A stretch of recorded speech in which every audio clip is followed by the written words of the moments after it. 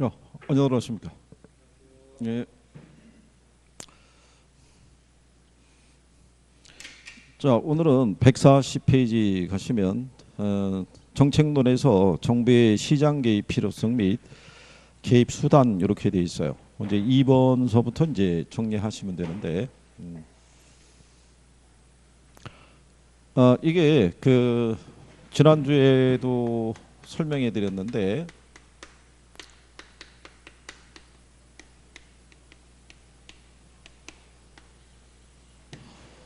정책론에서는 이제 시험 목차가 네 가지가 제시가 돼요. 그러니까 네 가지가 제시가 되니까 기본적으로 네 문제는 내겠다 이런 얘기죠.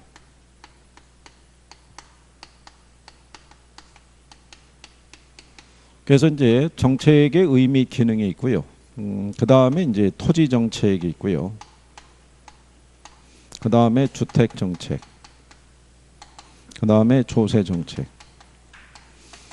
일단 이제 큰 틀이 기억이 나면서 여기서 이제 세부적인 게 들어가야 되는데, 원래 이게 정책을 이제 정부가 펼친다는 얘기는 시장에 개입하겠다는 얘기거든요. 그럼 개입을 할 때는 여기 보면 기능이라고 되어 있는데, 기능이 역할이에요. 그러니까 정부는 시장에 개입하면서 일정한 역할을 수행하기 위해서 들어오겠다 이런 얘기죠. 그러면 시장에 들어올 때 가장 기본적인 게 뭐를 수정하기 위해서 들어오냐면요, 시장의 실패를 수정하거나 아니면은 이제 어떤 사회적인 목표를 달성하기 위해서 들어와요. 그러면 이제 여기서 문제화될 수 있는 게 뭐냐면, 그러면 이 시장 실패를 유발하는 원인이 뭔지를 물어봐요. 그러니까 작년에도 거기서 출제를 한 거예요. 그러면 시장 실패의 원인이 뭐가 있는지를 알아야 되는데, 그게 해보면은요, 불안전 경쟁 시장이기 때문에, 또 규모의 경제에 관한 문제, 그 다음에 정보의 비대칭성, 그 다음에 이제 공공재하고요, 외부 효과 문제가 있어요. 근데 이제 요 중에 보게 되면요, 공공재하고 외부 효과는 단독적인 문제로 나올 수 있고요. 나머지 얘네가 나오는 거는 제목만 물어볼 수 있어요. 그러니까 얘네는 얘들이 시장 실패의 원인이 된다는 것만 알고 있으면 돼요. 그러면 세부적인 거는 얘를 중심으로 정리하는 게 필요한 거고요. 그래서 작년에 시험에서 나온 게 다음 중에서 시장 실패 원인에 해당하지 않는 걸 고르시오. 그게 문제였어요. 그래서 답을 뭘 줬냐면 재화의 동질성을 줬어요.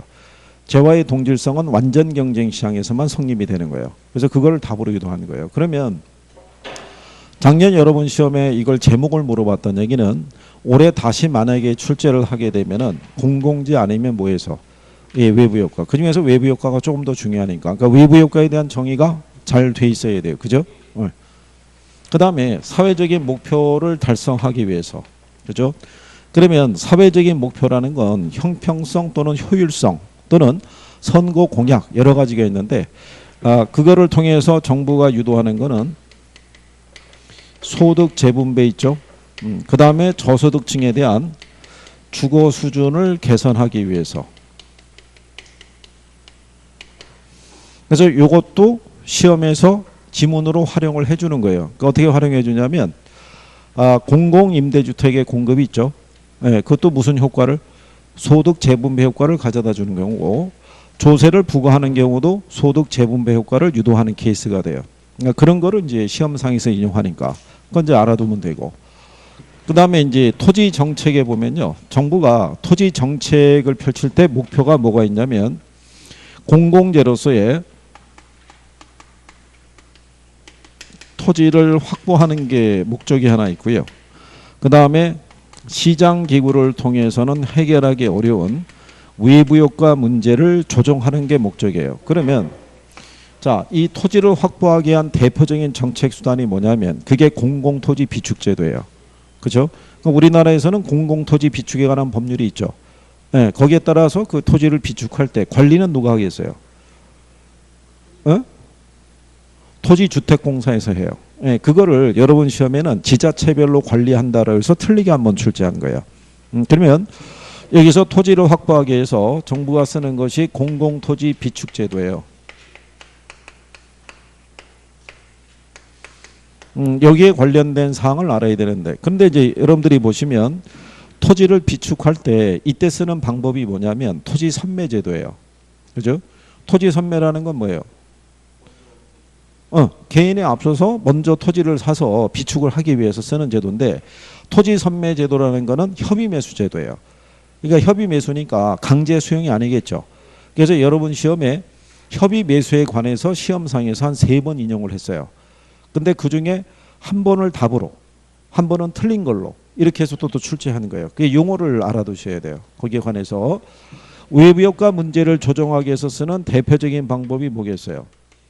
그게 지역지구제예요. 그러면 지역지구제에 관련된 사항도 역시 물어볼 수 있다 없다? 물어볼 수 있다는 얘기죠. 그래서 이 토지 정책에 관한 여러 가지 용어들에 대한 정의가 정확하게 돼 있어야 돼요.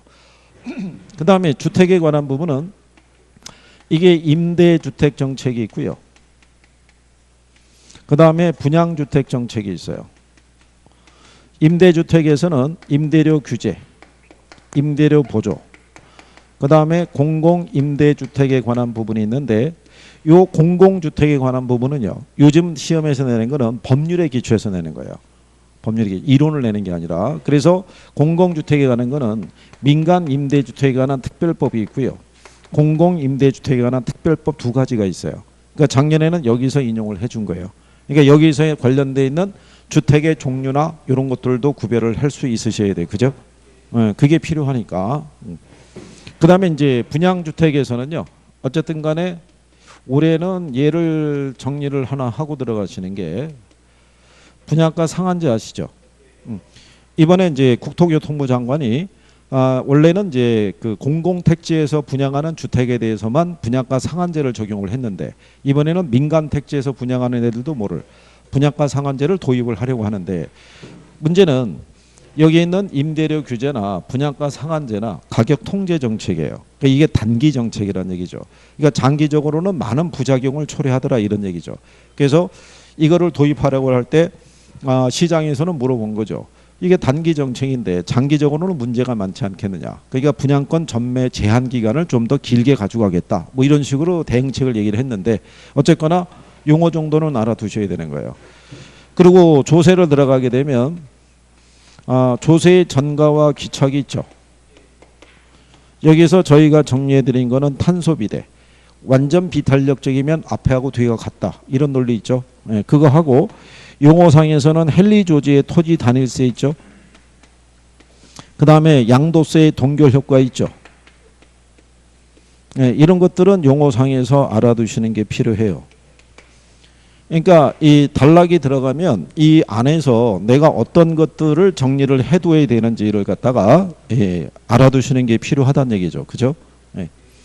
자, 거기 2번에 보시게 되면요, 정부의 부동산 시장 개입과 관련된 설명 중에서 틀린 걸 물어봤어요. 자, 거기 보시게 되면 2번에 사회적 목표를 달성하기 위해서 시장에 개입하는 게 정치적 기능에 해당이 된다라고 되어 있죠. 그 일정한 역할을 수행하기 위해서 들어오는 거예요. 근데 3번에 보면 시장 실패를 수정하기 위한 정책은 경제적 기능에 해당이 된다라고 돼 있죠. 그러니까 결국 들어오는 목적이 사회적인 목표를 달성하거나 아니면 시장의 실패를 수정하기 위해서 들어올 거 아니에요. 그죠? 그랬을 때 거기 보시면은 4번에 저소득층에 대한 주택 공급에 관한 여러 가지 주택 정책이 있죠. 이거는 경제적 기능이 아니라 그거는 정치적 기능이에요. 그게. 근데 요 정치적 기능이다, 경제적 기능이라는 표현은 근래 시험에서는 잘 인용을 안 해줘요. 그러니까 그거를 답으로 유도하지는 않을 거란 얘기예요. 무슨 말인지 아시겠나요? 다만 구별 정도만 이렇게 쓰는 정도다라고 보시면 되겠고요. 자, 그래서 이제 그 다음에 이제 뒤로 보시게 되면은 3번 문제 부동산 시장에 대한 정부의 공적 개입의 필요성에 관한 설명 중에서 틀린 걸 물어봤을 때 1번 지문에 보면 시장에서 발생할 수 있는 정의 외부 효과를 제거하기 위해서 정부의 개입이 필요하다고 해놨죠. 예? 근데 이렇게 생각하시면 되죠. 자, 3번 문제 보셨을 때요, 사회적 편익이 사적 편익보다 클 경우 있죠. 정부의 개입이 필요하겠어요? 필요하지 않겠어요? 사회적 편익이 사적 편익보다 클 때.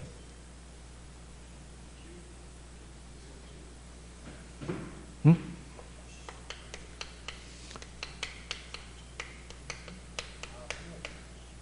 필요해요. 그죠? 자, 여러분들이 보시면 사회적 편익이 사적 편익보다 큰 경우는 정의 외부 효과에서 유발되는 거예요. 그죠? 근데 정의 외부 효과라는 거는 시장 기구를 통해서 생산을 유도하면 항상 무슨 생산에 문제가 있어요? 과소 생산. 과소 생산되니까 과소 소비의 문제가 따르는 거예요. 근데 부의 외부 효과가 유발되면은 과대 생산, 과대 소비의 문제가 있어요. 그러니까 사회적 비용과 사적인 비용과의 예를 들어서 균형이 안 맞는 거예요. 그렇죠? 그러니까 그거를 밸런스를 맞추기 위해서 누가 개입하는 거예요? 정부가. 예전에 여러분 시험에 한번 쓴 경우가 있어요. 사회적 편익이 사적 편익보다 클 경우에 정부의 개입은 필요하지 않다 그러면 틀리는 거예요. 무슨 말인지 이해하시겠나요? 네. 자, 그래서 그 내용이고요. 그래서 여러분들이 3번 지문에 보면 사적 편익이 사회적 편익보다 사회적 편익이 작은 경우나 사적인 비용보다 사회적 비용이 적은 경우도 모두 정부의 뭐는 필요하다. 시장 개입은 필요하다는 얘기예요. 그러니까 정의 외부 효과는요. 사적 비용하고 그 다음에 무슨 비용이 있을 때 사회적 비용이 있을 때 뭐가 크겠어요? 정의 외부 효과는 이게 커요. 그러면서 사적인 편익과 무슨 편익이 있을 때 사회적 편익이 있으면 사회적 편익을 더 크게 가져간다고요. 근데 이거는 시장에서 무슨 생산? 과소 생산의 문제가 있으니까 얘가 과소 소비의 문제가 뒤따르는 거예요. 그죠? 그러니까 밸런스가 안 맞으니까 누가 개입하는 거예요? 정부가 개입을 하는 거예요. 각종 보조금 등을 지원을 해줌으로써. 그러면 부의 효과는 반대 경우가 나오겠죠. 그죠? 그래서 정의 예비 효과가 나오든 부의 예비 효과가 나오든 간에 정부의 개입은 필요하더라라고 얘기를 하는 거예요. 그죠? 그 다음에 시장 실패 원인 중에서 대표적인 게 공공재 얘기 나오죠. 공공재라는 거는 일반 사적재하고 차이점이 뭐냐면 공공재는 비경합성과 뭐가 있어요? 비배제성이 있죠. 근데 이 비배제성으로 인해서 무슨 문제가 발생을 해요? 무임승차의 문제가 발생을 하죠. 이게 그래서 시장기구를 통해서 소비의 선호를 조사해서 생산을 유도하게 되면 항상 과소 생산의 문제가 유발이 된다라고 얘기한 거예요. 그죠? 그래서 이제 정부는 공공재는 시장에 공급을 하면 누구나 소비를 하기 때문에 세금을 걷거나 아니면 기금을 조성해서 일률적으로 공급한다라고 생각하시면 돼요. 그죠? 그래서 단독적인 관계에서 문제가 나올 때는 외부 효과 문제를 조금 더 중시하시면 되겠고요. 그 다음에 4번에 보면요. 시장 실패를 수정하기 위한 정부의 개입은 자원 배분의 효율성을 증대시키기 때문에 시장에 대한 정부의 개입은 항상 정당하다라고 돼 있죠.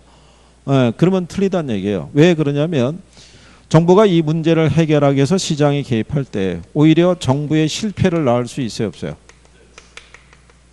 정부의 실패가 발생할 수 있어요. 그죠? 근데 정부는 정부의 실패가 예상이 되더라도 개입하지 않을 수가 없는 경우가 있어요.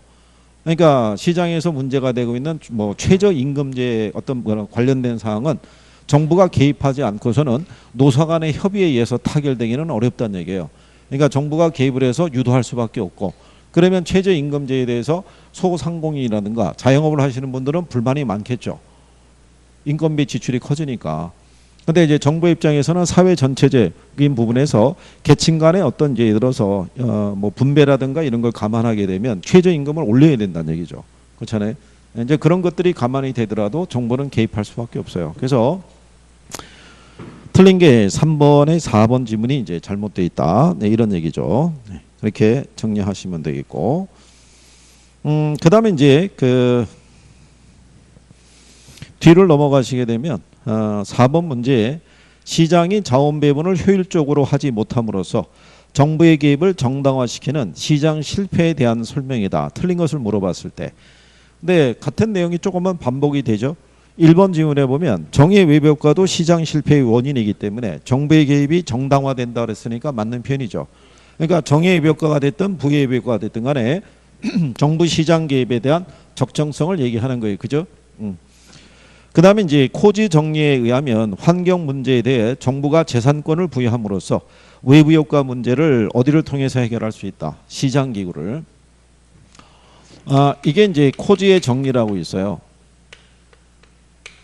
이 코지의 정리라는 것은 외부 효과 문제 중에서 무슨 문제를 해결하기 위해서 부의 외부 효과 문제를 해결하기 위한 어떤 이제 방안을 코지라는 학자가 제시를 한 거죠.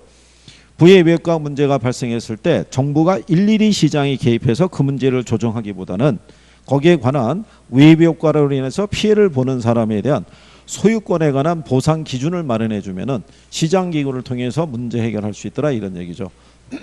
우리나라에서도 문제가 계속되고 있는 게 층간 소음 문제잖아요. 예, 근데 그 층간 소음 문제에 대해서 심하면은 사람이 뭐 죽게 하는 뭐 그런 경우도 있는데 그거를 이제 자체적으로 해결하려고 그러면 소음에 따른 예를 들어서 보상 기준이 있죠. 예, 그게 이제 필요하다 이런 얘기죠. 근데 소음이라는 게 사람이 일상생활을 하기가 어려워진다라고 지난번에 강의할 때 설명한 거 기억하시죠? 비행기 엔진 소음 있잖아요. 비행기 타면. 그래서 여러분들이 왜 비행기 타가지고 거기서 왜 승무원들이 제공하는 그 주스 같은 경우 있죠. 마시면 밍밍하다는 느낌을 받잖아요. 그죠? 그게 왜 그러냐면 귀에서 이 소음도가 심해지게 되면 맛 중에서 단맛인가 뭔가를 못 느낀대요.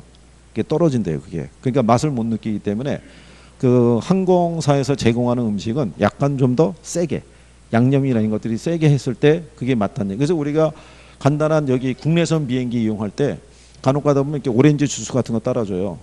그럼 마셔보면은 밍밍하고 맛이 별로 못 느낀다고요. 그러니까 단맛을 거의 못 느낀다는 얘기죠.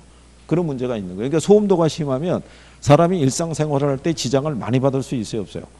있는 경우죠. 근데 그거를 정부가 일일이 하는 것보다 그런 정도의 소음이 발생했을 때 이게 1시간 이상 지속이 되면은 시간당 한 30만 원씩은 배상을 해줘야 된다. 이런 기준을 마련을 해주게 되면, 그죠? 이게 법원에서 한번 판결이 나온 적이 있어요. 그래서 소음도가 어느 정도 된다 그러면 거기에 대한 보상 기준이 시간당 얼마. 근데 그 집에 환자가 있으면 플러스 알파, 수험생이 있으면 역시 플러스 알파. 이런 식으로 가이드를 제시해 준 거예요. 그게. 그러면 둘이 협상해서 문제 해결할 수 있어요, 없어요? 그러니까 정부가 굳이 개입하는 것보다는 소음으로 인한 정신적 피해에 관한 보상 기준을 마련해 주면은 안에서 그렇죠. 안에서 자체적으로 해결할 수 있다 이런 얘기죠. 자, 그런 내용이고요. 그 다음에 거기 3번에 보면 외부 경제라고 돼 있죠. 자, 참고로 보시면 정의외부 효과 있죠. 예, 정의외부 효과의 또 다른 표현을 외부 경제라고 얘기하고요. 그 다음에 부의 외부 효과의 또 다른 표현을 외부 불경제 또는 외부 비경제 이렇게 써요. 그러니까 같은 표현이라고 생각하시면 돼요. 자, 그런 내용이고요. 그 다음에 이제 용도 지역지구제는 부의 외부 효과를 제거 또는 감소하기 위해서 시행된다는 표현이 있죠. 예, 그것도 시험상에서는 자주 인용이 되는 거예요. 근데 규모의 경제는 자원의 효율적 배분을 촉진한다니까 틀렸다는 얘기죠. 그렇죠? 우리가 이제 규모의 경제라는 것도 어디에 포함이 돼요? 시장 실패의 원인에 포함이 되죠. 규모의 경제. 규모의 경제라는 거는 뭐를 얘기했어요?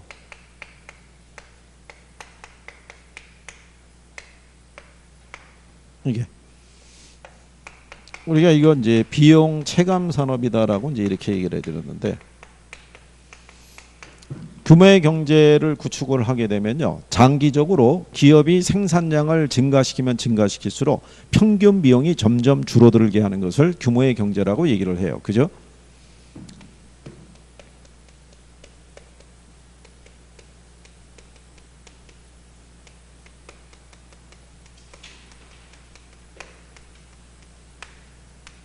그러면 여기 있는 이 평균 비용이라는 거는 단위당 생산 원가를 지칭하는 거예요.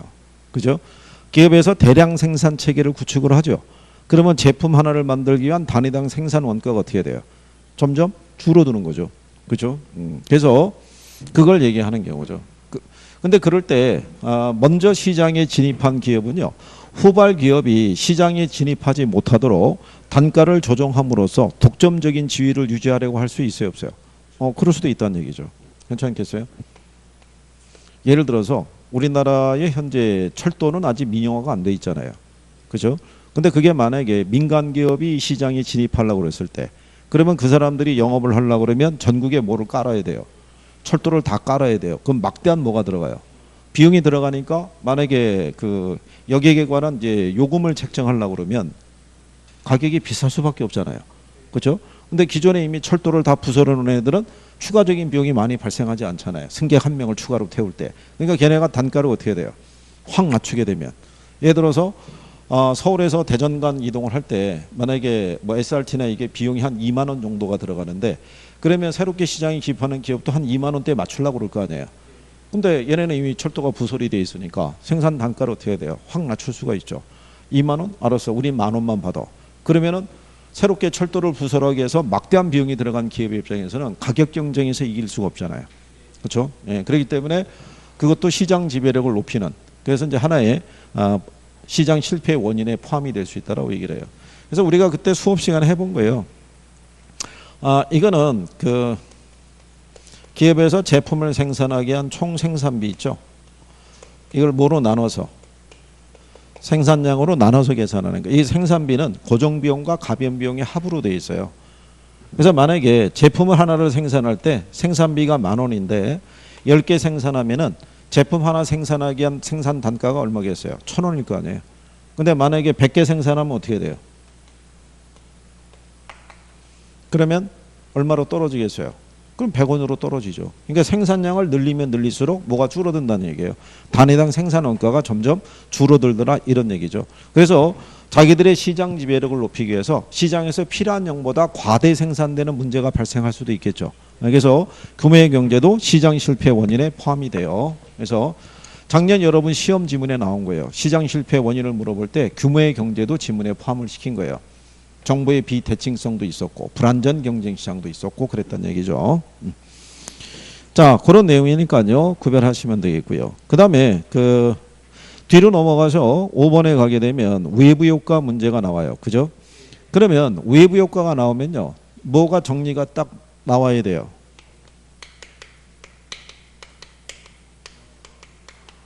자, 외부 효과라는 거는 뭐를 외부 효과라고 그래요?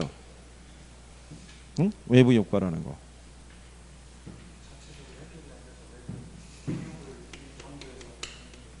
자, 어떤 경제 주체의 경제 활동이요. 어디를 통하지 않고, 예, 시장 기구를 통하지 않고요. 거래 당사자가 아닌 제3자의 경제적 후생에 영향을 미치면서도 거기에 따른 어떠한 대가를 지불하지도 요구하지도 않는 것을 우리가 외부 효과라고 그래요. 그죠? 예. 그래서 자, 그랬을 때 외부 효과의 종류를 보면은 우리가 정외부 효과 있다고 그랬죠. 얘를 다른 말로 외부 경제 이렇게도 얘기를 해요. 그죠? 그럼 아까 비용과의 관계는 얘기했었죠. 사적인 비용하고 무슨 비용? 사회적 비용이 있으면 무슨 비용이 커져요?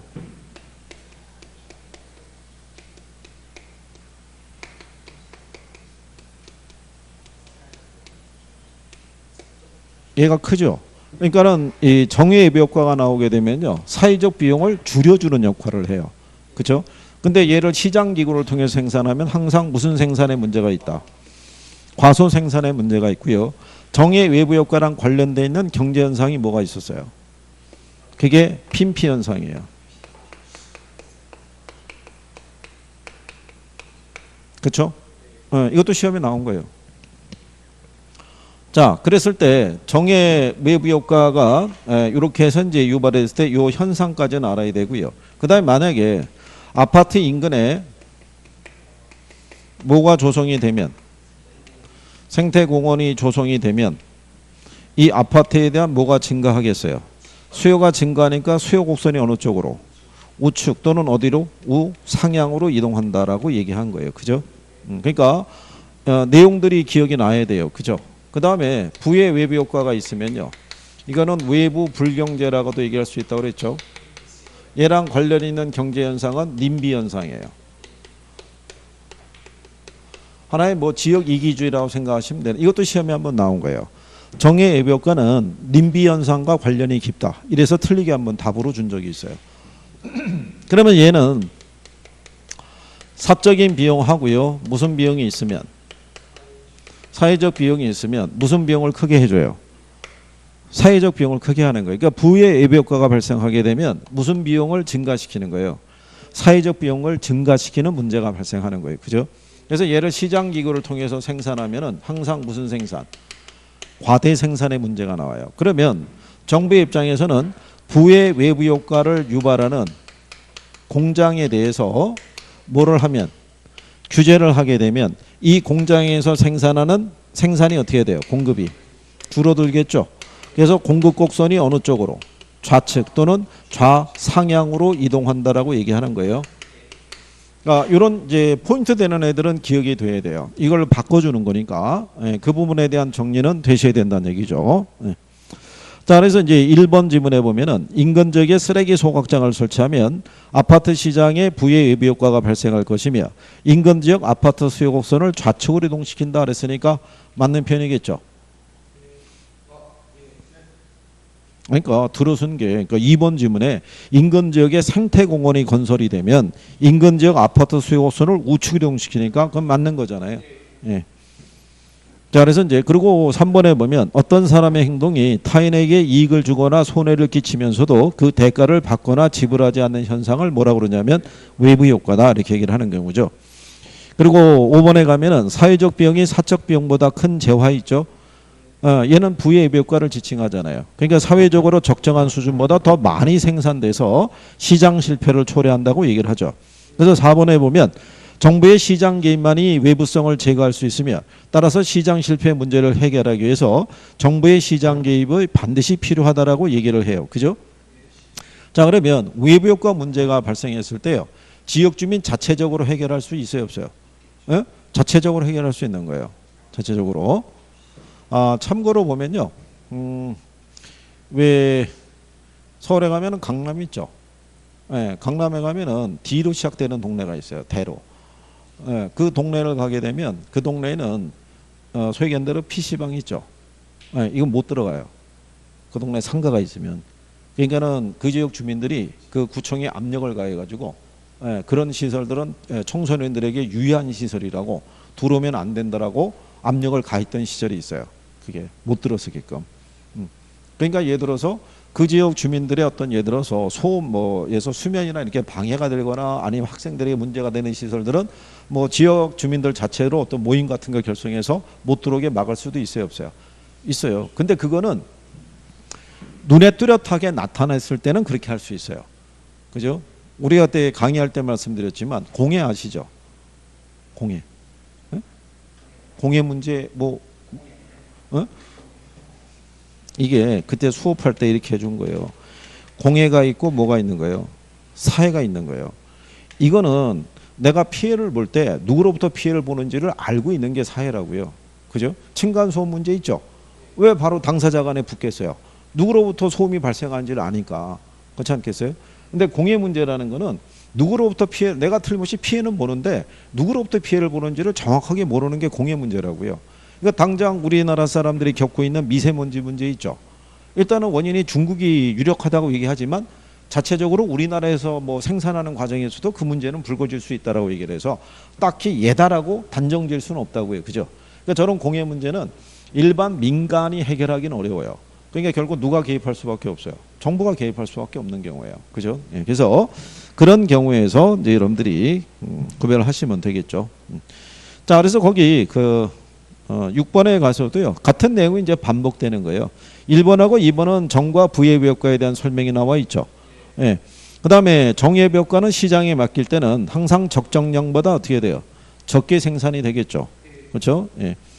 근데 5번에 가면 정의 효과를 발생시키는 재화의 경우에는 정부의 개입이 불필요하지만 부의 효과를 발생시키는 재화의 경우에는 정부의 개입이 필요하다. 그랬으니까 틀렸겠죠. 둘 다 필요하다 이런 얘기예요. 그죠? 그러니까 그 얘기를 어떻게 바꿔서 준다는 얘기예요. 이런 식으로. 사회적 편익이 사적 편익보다 큰 경우에는 정부의 개입은 필요하지 않다 그러면 틀리는 거예요. 정의 효과가 됐든 부의 효과가 됐든 간에 걔네들은 시장 실패 원인에 해당이 되니까 누가 개입을 해야 된다는 거예요. 정부가 개입을 해야 되더라. 이런 얘기가 되겠죠. 구별할 수 있으시겠죠? 그죠? 예. 그래서 뒤로 넘어가셔가지고 문제 8번을 가보시게 되면 외부 효과의 문제가 다시 제시가 되어 있는데요. 3번 지문을 보면 외부 효과는 시장의 실패를 발생시키는 요인이 되며 외부 효과의 문제는 정부의 도움 없이 자체적으로 해결할 수도 있다 없다. 그럴 수도 있다 이런 얘기죠. 근데 4번 지문을 보면 부의 외부효과를 발생시키는 쓰레기 소각장이 인근 지역에 건설이 되면 인근 아파트 시장에 아파트 공급 곡선을 좌상향으로 이동시킨다라고 이렇게 표현을 해놨죠. 이거는 이제 공급이 아니라 뭐가 수요가 수요가 이제 줄어드니까 그럼 어느 쪽으로 이동하겠어요? 수요 곡선이 좌측 좌하향으로 이동한다라고 얘기하는 경우죠. 그러니까 그렇게 정리하시면 되겠고요. 그 다음에 이제 9번 문제 보시게 되면 공공재 문제라는 게 들어가 있어요. 그죠? 그래서 거기 보시면 1번에 소비의 비경합성과 비배제성이라는 특성이 있다라고 얘기를 하죠. 예. 그래서 소비의 비경합성으로 인해서 소비에 있어서 규모의 경제가 나타난다고 표현하잖아요. 그 얘기는 뭐냐면 공공재는 일단 시장에 공급이 된 다음에 걔를 소비하는 과정에서 다른 사람과 경쟁할 필요가 있어요, 없어요? 없는 거예요. 그러니까 일률적으로 많이 생산해서 일률적으로 공급하는 거예요. 고속도로 도로를 건설하건 뭐를 건설하든지 간에 한꺼번에. 그리고 이제 소비의 비배제성으로 인해서 무임승차의 문제가 발생할 수 있는데 5번 지문에 가면 비배제성으로 인해서 공공재 생산을 시장에 맡길 때 사회적인 적정 생산량보다 과다하게 생산되는 비율이 발생한다는 게 틀린 거죠. 공공재는 항상 과소 생산의 문제가 있어요. 그래서 여러분 시험에 공공재가 2번 나왔어요. 2번 나왔는데 답이 다 2번이었어요. 2번이 뭐였냐면 이 양을 가지고 물어본 거예요. 그러니까 필요 이상으로 많이 생산된다. 그죠? 필요한 만큼 적정한 양이 생산이 된다. 이렇게 해서 오답을 유도했던 적이 있어요. 근데 이제 한 번쯤은 작년 여러분 시험에도 공공재하고 외부효과가 이제 단어가 묶어서 한번 나온 거예요. 박스 해주고 다음 중에서 올바른 거 골라라 이렇게 출제했을 때 1번 지문에 뭐라고 나왔냐면 공공재하고 외부효과의 문제는 정부 시장을 실패하게 만든가 정부의 시장 개입을 필요로 한다 뭐 이런 식으로 질문을 넣어준 거예요. 그러니까 한 번 정도는 얘네들이 묶어서 나올 수도 있을 거예요. 공공재하고 뭐하고 외부효과하고. 그러니까 용어 정리는 반드시 해 주셔야지 돼요. 그죠? 자, 그 다음에 뭐도 또 하나 알아두셔야 되냐면요. 그러면 정부가 시장에 개입할 때는 시장 개입 수단이 있어요, 없어요? 그러면 정부는 시장에 무슨 개입할 수 있어요? 네, 직접 개입을 해서요. 정부가 수요자 및 공급자의 역할을 수행하는 거예요. 그러니까 정부가 시장에 개입을 해서 토지를 사서 구매해서 비축할 수도 있고요. 비축된 토지를 조성을 해서 시장에 택지를 공급할 수도 있어요, 없어요? 그럴 수도 있다는 얘기잖아요. 그죠? 그래서 수요자 및 공급자로서의 역할을 하는 거예요. 여기에 들어가는 수단이 뭐 있겠어요? 직접 개입이니까.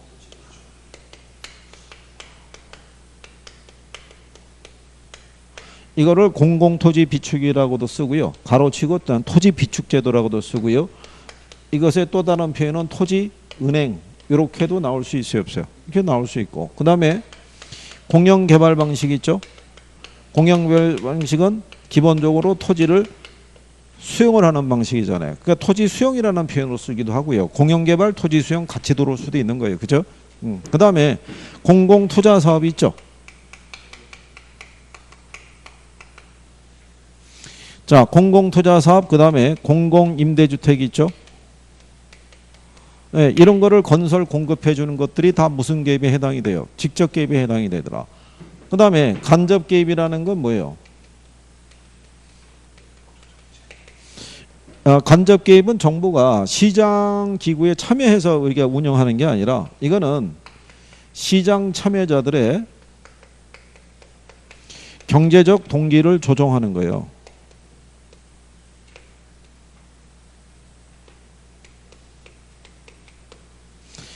수단으로는 뭐가 있겠어요? 네? 자, 여러분들이 보시면 경제적 동기라는 게 결국 시장에 들어가는 사람들은 이거를 추구하는 거예요. 뭐를? 네, 이윤을. 근데 자기가 얻는 이윤에 대해서 뭔가가 문제가 생기면, 그렇죠? 굳이 부동산 거래에 목을 맬 이유가 없잖아요. 그죠? 그러니까 정부가 부담하는 게 각종 뭐가 있어요? 부담금, 개발 부담금 이런 것 있죠. 그 다음에 또 뭐 있어요? 각종 세금. 여러분들이 하시는 종부세라든가 재산세 이런 거 있어요, 없어요?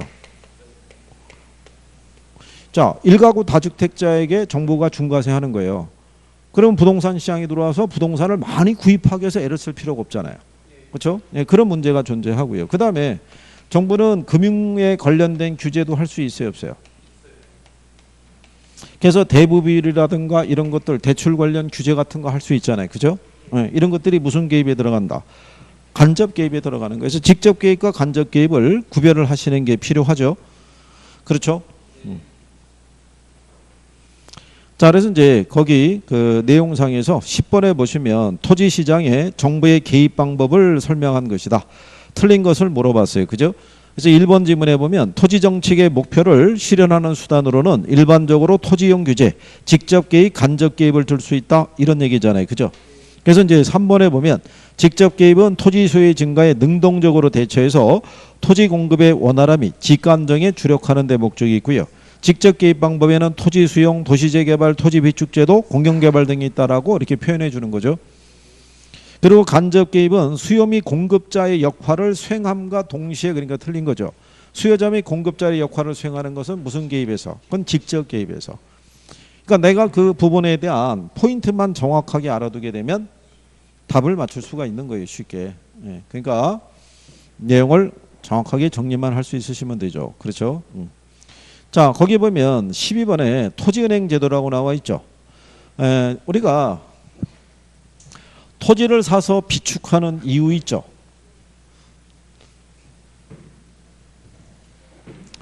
우리나라에서는 이 공공토지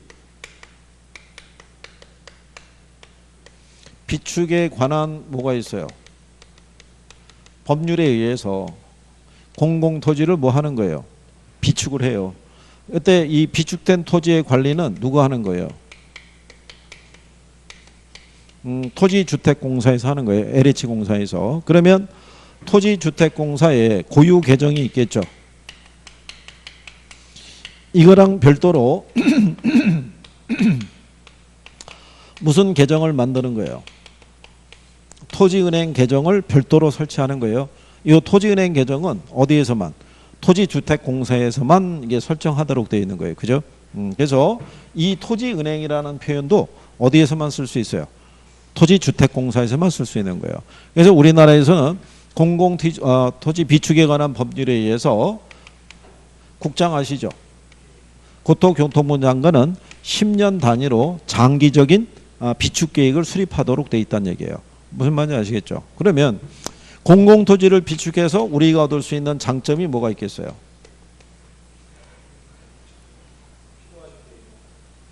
일단 누가 사서 비축해요? 국가가. 그러니까 토지를 좀 더 계획적이고 효율적으로 이용할 수 있어요, 없어요?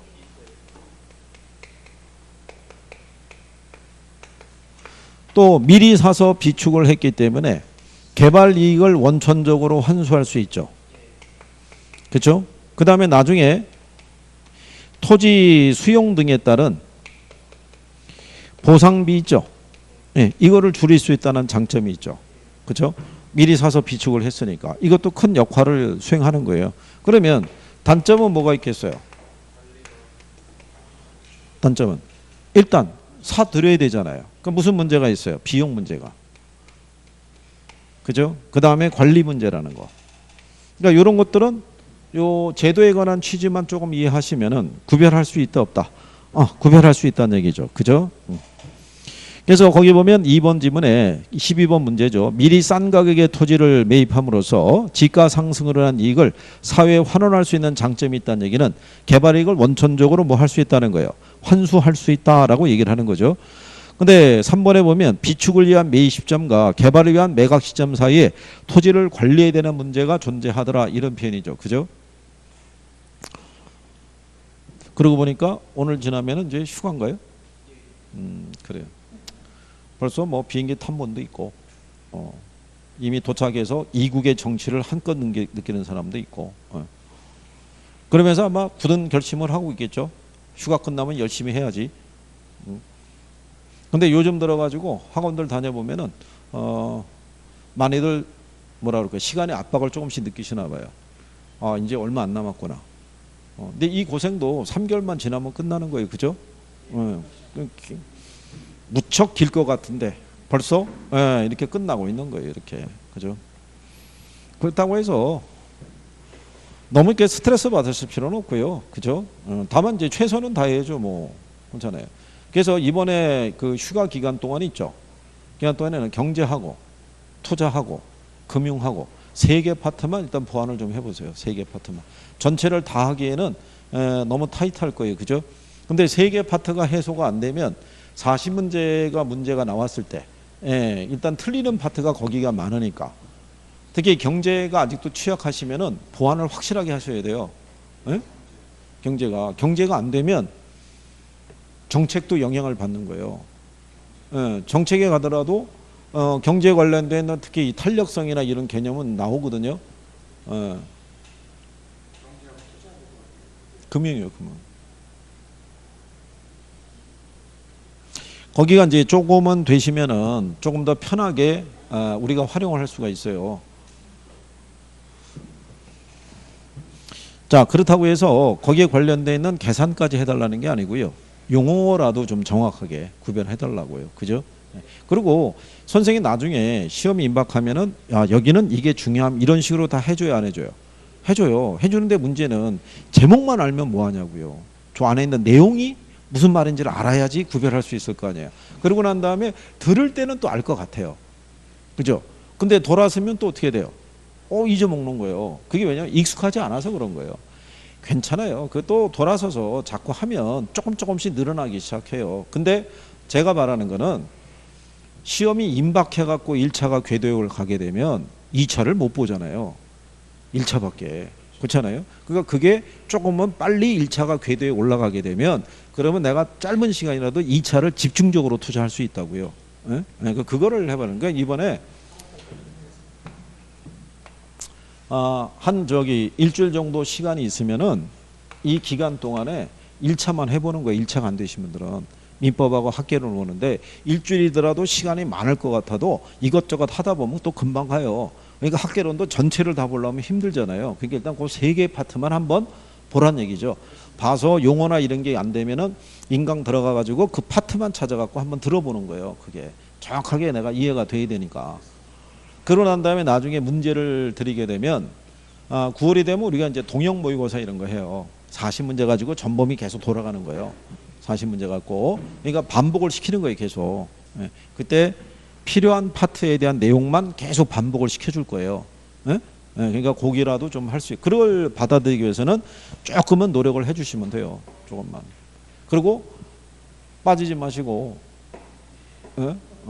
이게 뭐 전원이 참석한 경우를 찾기가 힘들잖아요. 그죠? 그러니까 자, 이제 그런 내용이고요. 그 다음에 이제 12번에서 5번 보면요. 토지 수용 제도에 비해서 계획적인 이용을 할 수 없는 단점이 있다는 게 틀렸다는 얘기죠. 그러니까 장점이 계획적이고 무슨 이용을 효율적으로 이용할 수 있는 장점이 있는데 그러니까 그 제도에 대한 이해만 해주셔도 답을 찾기가 조금 더 빨라질 수 있다는 얘기죠.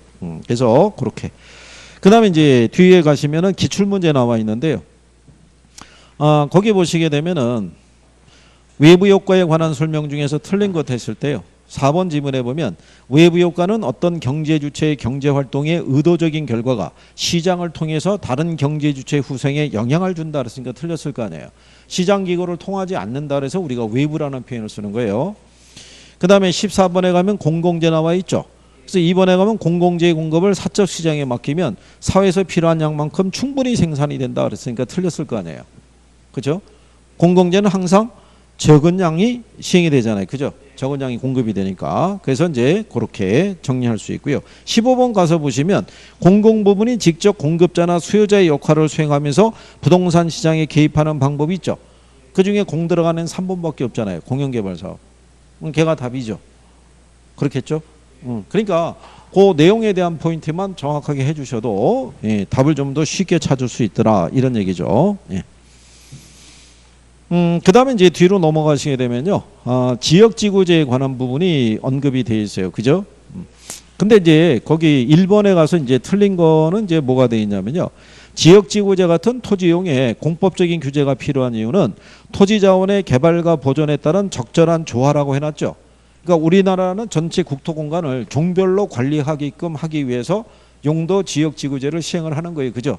그러니까 이 지역은 공동주택 중심의 주거 환경을 보호하기 위해서 제2종 전용 주거지역으로 지정할 수 있고 일반 주거지역 그래가지고 1종, 2종, 3종으로 또 나누죠.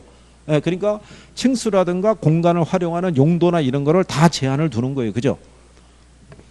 무슨 말인지 아시겠죠? 예, 그런 내용인 거예요. 근데 그렇다고 해서 도시 내 지가가 합리적으로 조정할 수는 없어요.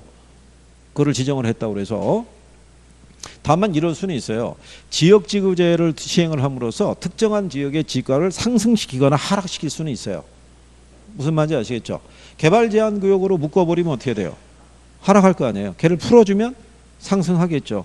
지금 과천 일대 그린벨트를 갖다가 해제해서 거기에 뭐 주택을 새롭게 공급하겠다 그러면 해제가 될 거라고 예상되는 지역의 땅값은 어떻게 돼요? 무지하게 올라가죠. 예, 그런 내용이라고 보시면 되겠고. 그리고 2번 지문에 대한 것도 있죠. 예, 어울리지 않는 이용을 제거함으로써 부예비 효과를 제거해서 토지의 효율적 이용을 도모하게 하는 것이다. 예, 그거는 뭐 자주 활용을 하는 거고요.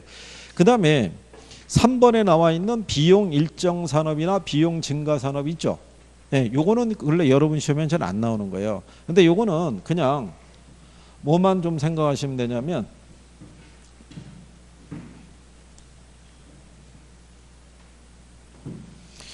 비용이 일정하잖아요. 그러면 얘가 장기적으로요. 주택 가치가 어떻게 되냐면 불변이에요. 근데 뭐가 증가하면요. 비용이 증가하게 되면 주택 가치는 어떻게 돼요? 상승해요. 하나의 이제 공식처럼 생각하시면 돼요. 이렇게. 비용이 일정하면 가치도 변화가 없고요. 비용이 증가하면 가치는 어떻게 돼요? 상승하는데 이게 이제 여러분들이 지대론에서 알프레드 마샬이라는 사람 들어보셨죠? 예. 마샬의 논리가 뭐가 있냐면 마샬의 생산비 가치설이라는 게 있어요. 여기에 영향을 받은 게 감정평가의 원가 방식의 사고예요. 그러니까 감정평가 방식이라는 건 지대론의 영향을 받았다고 생각하시면 돼요. 그러니까 마샬이라는 사람은요. 재화의 가치라는 것은 단기는 뭐에 의해서 결정이 되냐면 효용에 의해서, 즉 수요에 의해서 결정이 되는데 장기는 뭐에 의해서 결정이 되냐면 생산비, 즉 공급에 의해서 결정이 된다라고 얘기하는 거예요. 결국은 재화의 가치는 궁극적으로 어디에 의해서? 생산비에서 가치가 결정이 된다라고 얘기하는 거예요. 그러니까 원가 방식의 사고도 그잖아요. 비용성의 사고잖아요. 재화의 가치는 그 물건을 생산에 데 들어가는 비용에 의해서 가격이 결정이 된다라고 얘기하는 거예요. 그러니까 예를 들어서 이런 거죠. 오늘 아침에 시장에 나와 있는 이 콩나물이 있어요. 그죠? 네, 콩나물이 100kg가 이렇게 시장에 나와 있어요. 그럼 오늘 아침에 이 콩나물 가격은 오늘 아침에 이 콩나물을 찾는 수요 있죠. 수요에 의해서 콩나물 가격이 결정이 되는 거예요. 자, 전날 바깥 양반들이 과음을 많이 해가지고 아침에 콩나물국을 끓여줘야겠다고 부인들이 마음을 먹어가지고 시장에 나와서 200kg의 콩나물을 원해요. 그러면 수요에 비해서 공급이 부족하죠. 그러면 콩나물 가격이 어떻게 돼요? 뛰죠. 그럴 수밖에 없는 이유가 콩나물도 시장에 공급하기 위해서는 뭐가 필요해요? 시간이 필요한 거예요. 근데 이 왼수에게 무슨 해장국이냐? 그래가지고 콩나물을 끓여주는 사람이 어떻게 돼요? 적으면 오늘따라 콩나물을 찾는 사람이 적어지잖아요. 그러면 이 콩나물도 오래 보관할 수 있어요? 없어요? 오래 보관이 안 되니까 썩어 없어지기 전에 팔아야 될 거 아니에요. 그러면 오늘 아침에 콩나물 가격은 어떻게 돼요? 떨어지겠죠. 그러니까 단기는 뭐에서 결정이 되는 거예요? 수에 의해서. 그런데 이 100kg를 생산해서 공급했는데 사람들이 200kg를 요구를 해요. 그러면 이 사람이 만약에 100kg를 추가로 생산하려고 그러면 원래 100kg 생산할 때는 키로당 한 100원 받으면 됐었는데요. 혼자 생산하니까. 근데 100kg 추가 생산하려고 그러면 혼자 힘으로는 안 돼요. 그럼 옆집 사람에게 부탁할 수 있어요? 없어요? 그럼 부탁하면은 뭐 대가를 줘야 되잖아요. 그러니까 내가 키로당 10원 줄게, 수고비로. 그러면 이 사람이 200kg 생산하려고 그러면 비용이 100원이 아니라 110원 들어가는 거잖아요. 근데 사람들이 100원만 지불하려고 그러면 이 사람은 굳이 생산할 필요가 없죠. 그럼 결국 필요한 사람이 많아지면 가격이 어떻게 돼요? 110원 올라갈 수 있죠. 그러면 시장 가격이 100원에서 얼마로 올라갈 수 있어요? 그러니까 뭐가 증가하면, 비용이 증가하면 가치도 상승하는 거예요. 근데 옆집 사람이 뭐라고 얘기하냐면, 아니 이웃끼리 무슨 돈을 주고받느냐. 나중에 다 팔리면 그냥 밥 한 끼 사라. 그러면 200kg, 100kg 추가로 생산하는데 비용이 추가로 발생하지 않았죠. 그럼 이 사람은 100원을 받고 팔아도 손해는 아니란 얘기잖아요. 그러면 비용이 불변이면 가치도 어떻게 돼요? 불변이 된다는 얘기예요. 무슨 말인지 아시겠나요? 이게 원래는 그리려고 그러면 완전 경쟁 시장에 단기, 장기 균형을 설명이 되니까 그래프가 떠야 돼요. 근데 그래프가 뜨는 걸 여러분들이 싫어하니까 이 논리를 갖고 설명한 거예요. 그러니까 그냥 공식처럼 시험에 이게 나온 거는 예전에 10회 이전에 한번 나온 거예요. 그 이후로 나온 적이 없어요. 그러니까 그냥 비용이 일정하면 가치는 변화가 있다 없다? 없다. 비용이 증가하면 가치는 어떻게 된다? 상승한다. 그런 정도로만 정리해 두셔도 되는 거예요. 무슨 말인지 아시겠죠? 예, 그래서 그렇게 구별하시면 될 거예요. 자, 그래서 이제 지역지구제에 관한 그 내용에 대해서는 그 정도 정리하셔도 되고요. 그 다음에 이제 한 페이지 넘기셔가지고 4번에 가면 이제 용도 지역지구제에 대한 내용이 이제 추가로 나와 있어요. 잠깐 쉬었다가 4번서부터 또 이어서 해보시죠. 오늘 나가는